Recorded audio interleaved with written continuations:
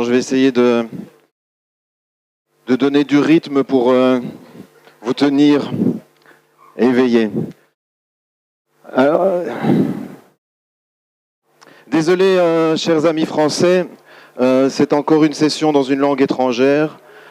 Tout est en belge, hein, ça va? Ouais. Voilà. Donc, oui, j'ai 15 minutes pour vous brosser le tableau.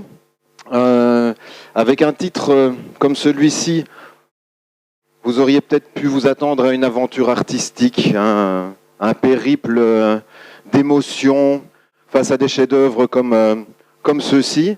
Le défi, c'est d'essayer de faire naître cette émotion face à ceci. Voilà. Les mêmes émotions. Ouais. J'ai mis la barre très haut. Quelques mots à propos de moi. Ma date d'anniversaire n'a pas changé depuis l'année dernière, à la différence de mon âge. Ça fait quand même pas mal de temps que je travaille avec FineMaker. Et je suis donc un des apôtres de la bande One More Thing, que vous aurez l'occasion de découvrir d'autres lascars au cours de cette conférence. Alors, qu'est-ce qui m'est passé par la tête pour vous proposer un topo comme ça? Peut-être un petit peu d'introspection. En fait, je me suis rendu compte que j'étais un grand utilisateur des tableaux. Alors, particulièrement dans ces applications qu'on fait pour soi-même et qu'on aurait un petit peu honte de montrer à nos clients parce qu'elles ont un côté un peu brut. Hein, mais voilà, dans ces applications-là, je consomme beaucoup de tableaux. Et je me suis dit, pourquoi pas, surtout dans ces solutions un peu de taille moyenne, manque de budget, manque de temps, hein, dans ces solutions de taille moyenne où on essaye de se reposer sur du natif, pourquoi pas exploiter un peu plus les tableaux.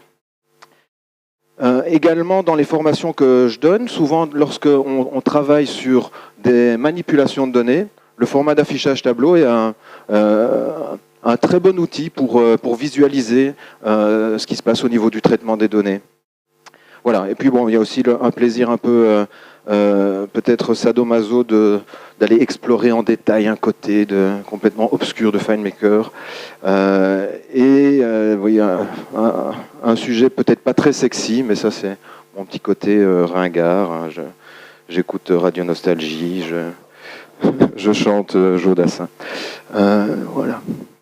Alors, on va adopter deux casquettes, celle un peu de développeur et celle de l'utilisateur. Alors, je ne sais pas s'il y en a qui le savent, jusqu'il n'y a pas tellement longtemps, lorsqu'on crée un nouveau fichier, on atterrissait en format d'affichage tableau.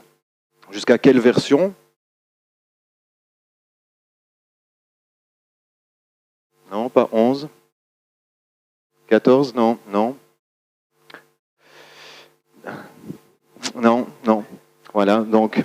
Bon, alors, peut-être si ça vous motive, à la clé, si vous répondez bien, il y a un super stylo One More Thing. Non? Bon. Donc, c'était la 12, effectivement, jusqu'à la 12 incluse. Lorsque vous créez un nouveau fichier, vous arrivez en mode tableau. Par après, ça a disparu. On peut imaginer que c'est un peu en rapport avec l'apparition du sélecteur de rubriques qui va, au niveau de notre profil développeur, nous permettre de faire relativement les mêmes choses. On va adopter aussi la casquette de l'utilisateur, manipuler les données, et on verra un petit passage du côté des droits des utilisateurs pour voir à quel point le paramètre de sécurité va influer sur la manière dont il va pouvoir manipuler les données. Alors, côté développeur, on peut, en format d'affichage tableau, pratiquement tout faire, à partir du moment où on interagit sur les rubriques qui sont celles du contexte du modèle, celles sur lesquelles le modèle est basé. On peut créer, renommer, etc. Il y a juste l'accès aux commentaires qui ne nous est pas possible et la redéfinition d'un calcul. On peut très bien définir un calcul ou une rubrique statistique, mais après on ne sait pas revenir dessus. Donc, brièvement, vous l'avez déjà tous fait, hein, si j'imagine ce genre de manipulation. Ce petit plus qui parfois peut être embêtant, hein, quand on dérape dessus, permet de créer une rubrique que l'on nomme, ici, voilà, numéro d'inventaire. Je peux en préciser grâce au menu contextuel, je peux en préciser le type, avoir accès aux options. Voilà, on va dire que c'est une rubrique de type nombre. Je peux renommer une rubrique qui est préalablement existante dans la base de données. Bien sûr, si je dispose des droits d'accès intégral, ici, je vais renommer cette rubrique en titre. Voilà. Je peux également supprimer, au départ du format d'affichage tableau, une rubrique, donc tout en restant en mode utilisation, faire un boulot plus de développeur. Alors, maintenant, songeons à ce qu'on veut mettre en place pour mettre à disposition de l'utilisateur un modèle en format d'affichage tableau. Bon, on va définir sur quelle vue le modèle va pouvoir fonctionner, formulaire, liste, tableau, éventuellement plusieurs d'entre elles, et éventuellement jouer avec certains éléments du tableau. L'exemple qu'on a ici sous les yeux, si je vous montre le modèle, il ressemble à ça. Voilà, ça c'est le modèle, on voit qu'il y a un sous-récapitulatif. Et au niveau du format de modèle, dans les vues, on a précisé que le modèle fonctionnait à la fois en liste et en tableau, avec une petite précision dans les propriétés, que lorsque je passe en format d'affichage tableau, l'entête disparaît. Cette entête, évidemment, a du sens lorsque on est en liste, ici. Cette foutue fenêtre, je vous en parlerai après. Voilà. En mode liste, voilà, l'entête ici a tout son sens. Par contre, en format d'affichage tableau, je fais disparaître l'entête. Très simple. Alors, on peut aller plus loin et pour pouvoir proposer quand même à l'utilisateur en format d'affichage tableau des choses un petit peu plus pointues au niveau du contrôle des rubriques, au niveau de leur format, toutes ces choses doivent être préalablement définies sur le modèle. Donc le contrôle, le format, le nommage d'objets, les infobules, format conditionnel, éventuellement les déclencheurs de scripts en lien avec des rubriques. Je vous montre ça. J'ai pris sur un modèle, voilà. J'ai pris sur un modèle toute une série d'objets possibles pour qu'on puisse voir ce qu'ils vont donner lorsqu'on passe en mode tableau. Il y a une rubrique ici avec un format, un style italique, un menu déroulant, panneau onglet, un container, un pop-over, un bouton, une rubrique avec un texte d'espace réservé, une rubrique de fusion, une multivaluée, une table externe avec un tri sur la table externe qui est décroissant en fonction du libellé, un formatage conditionnel si la rubrique est vide, une rubrique avec un trigger dedans, voilà, qui me donne le nom d'objet dans lequel j'ai cliqué, un slide, un web viewer, qu'est-ce qu'il y a encore? Je pense qu'un peu plus loin, il doit y avoir qui traîne dans le coin, non, il n'y a rien. Voilà. Alors qu'est-ce que ça donne lorsque je bascule dans le format d'affichage tableau? Ça peut donner des choses un peu étranges. La rubrique, on voit que elle est bien là avec son menu local tel que je l'ai défini. Et vous voyez qu'en fait, toutes les rubriques, les entêtes de colonne ont adopté le format, le style italique là, de cette première rubrique. J'en parlerai après. Multivaluées sont présentées de manière horizontale. Toutes les rubriques qui étaient présentes dans les deux slides sont visibles, toutes celles dans les panneaux. Ah, tiens, là, je vois la première rubrique, le premier enregistrement de ma table externe, mais il n'a absolument pas du tout tenu compte du filtre ou de l'élément du tri que j'avais appliqué sur cette table externe. Le container est bien là, les pop-over également. Tiens, substitution, ça ne marche pas. Il y avait également un objet masqué, je pense, oui, là, la rubrique masquée qui je ne pouvais pas vous montrer en mode formulaire parce qu'elle était masquée. Eh bien, cette rubrique masquée ne l'est plus du tout en format tableau, elle apparaît. Le déclencheur, vous voyez, le bouton que j'avais mis, lui, a disparu. Par contre, la rubrique avec le déclencheur de script est bien présente et le déclencheur fonctionne. Ce qui va nous permettre de faire des petits trucs, je vais vous montrer après. Donc on peut faire comme si la rubrique devenait un bouton. Et, chose assez surprenante, la rubrique de fusion est devenue une rubrique à part entière. faire un peu gaffe. Ok. Ce que je voulais vous montrer dans cet autre modèle avec le déclencheur de rubrique, c'est j'utilise le déclencheur dans l'entrée de l'objet et je fais en fait apparaître un popover qui est ici. Hein, on ne le voit pas. Et donc, bon, ça donne un effet un peu popover. Ok. Donc, en tant que concepteur du modèle, certaines choses que l'on peut préparer, tout ce qui est donc contrôle, hein, les infobulles fonctionnent, etc. Éventuellement, déjouer un peu le comportement initial des déclencheurs et prédéfinir les éléments comme les sous-récapitulatifs, ce que j'ai fait dans le modèle ici, avec donc un sous-récapitulatif qui va être affiché lors du tri sur la rubrique auteur. Ici, je déclenche ce tri.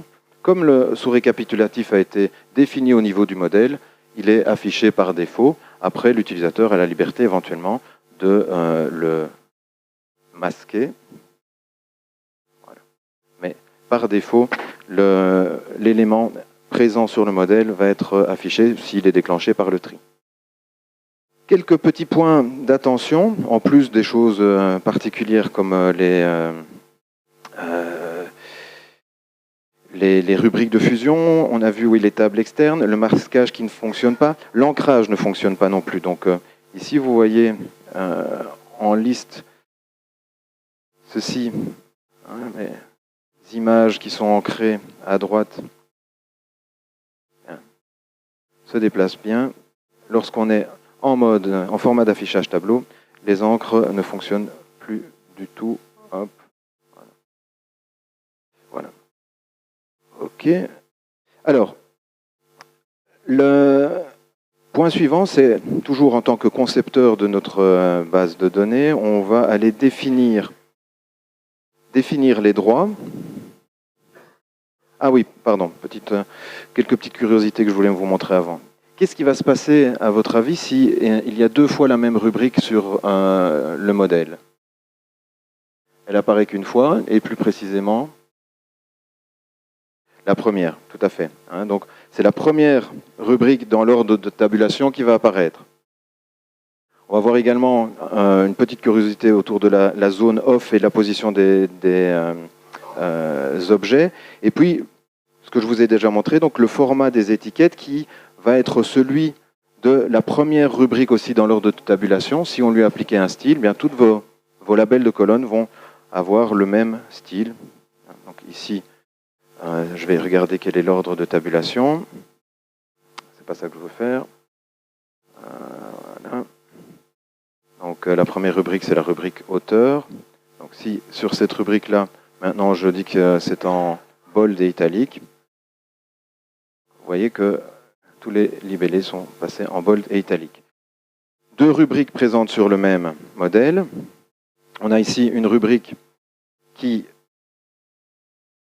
dans laquelle je ne peux pas rentrer en mode utilisation, et ici une rubrique dans laquelle je peux rentrer en mode utilisation et que j'ai passé dans la zone off. D'accord ? La rubrique dans laquelle je ne peux pas rentrer en mode utilisation, bien, c'est celle que je vois dans la liste. Par contre, je bascule en format d'affichage tableau et je peux tout à fait éditer cette rubrique puisque c'est en fait l'autre qui apparaît. Voilà. Je me dépêche. OK. Donc, au niveau des droits des utilisateurs, c'est parce que j'ai les droits de modifier le modèle qu'il y a ce fichu message qui apparaît tout le temps et ce message va apparaître chaque fois que je change de format d'affichage. Donc dès que je bascule d'un format à l'autre, je reçois cette rubrique et j'ai essayé cette boîte de dialogue. J'ai essayé de vous récapituler ici dans le modèle comment s'enregistrent les choses et à quel endroit. Il y a des choses qui vont s'enregistrer au niveau du modèle si j'ai les droits et il y a des choses qui vont rester juste dans le cadre de la session de l'utilisateur ou dans un endroit un peu plus bizarre qui est au niveau de l'application. C'est-à-dire que si je manipule le fichier ici, on va prendre ceci, hein, je vais rajouter des rubriques, parce que c'est quand même à ça que ça sert aussi le mode tableau. Tout ce que je vais bouger ici, lorsque je vais refermer l'application et la réouvrir, je vais le retrouver tel quel. Donc ce n'est pas au niveau de l'utilisateur, c'est vraiment au niveau de l'application. Lorsque vous faites des modifications qui sont enregistrées au niveau du modèle, ces modifications sont appliquées pour tous les utilisateurs. Alors, ce que je voulais vous montrer rapidement, c'est à quel point ce format peut être intéressant pour manipuler les données et voir, par exemple, je vais rajouter un regroupement par conservation, je vois comment s'agencent des groupes de données. Je peux mettre des éléments comme par exemple la dimension. Tiens, je vais mettre ça en rapport proche de l'auteur, je trie sur l'auteur et je vois, tiens, il y a une corrélation un peu entre des formats et enfin, je peux mettre comme je veux les données en relation. Alors, dans le fichier de démo, oui, je vais très très vite penser au déploiement. Ça ne marche pas en web direct, ça ne marche pas très bien en Go. Vous pouvez faire varier la hauteur des colonnes et ça va avoir un effet sur vos images. Hein, le container ici, donc, vous allez voir dans la vue tableau, je vais modifier les propriétés et augmenter, je vais faire par exemple 50 pixels de haut, ici, et vous voyez que le comportement du container qui s'agrandit.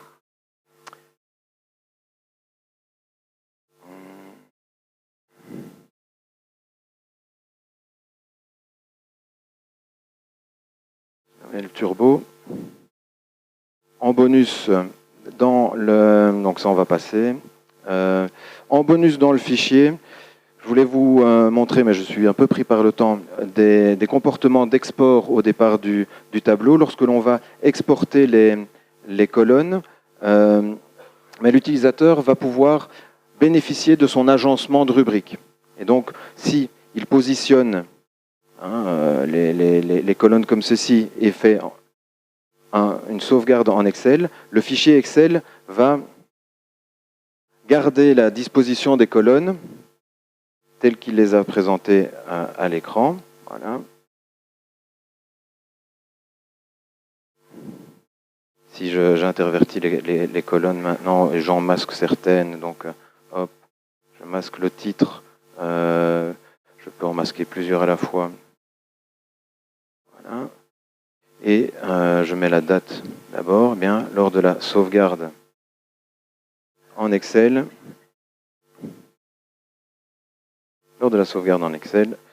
il garde bien ces colonnes telles que je les ai paramétrées.